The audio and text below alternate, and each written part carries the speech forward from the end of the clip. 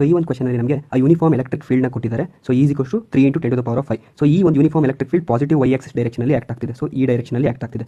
So ನಾವು ಈನ ಬರೆಯೋದಾದರೆ 3 × 10⁵. ಸೊ ಅದರ ಡೈರೆಕ್ಷನ್ ಜೆ ಕ್ಯಾಪ್ ಅಂತ ಬರ್ಕೊಬೋದು.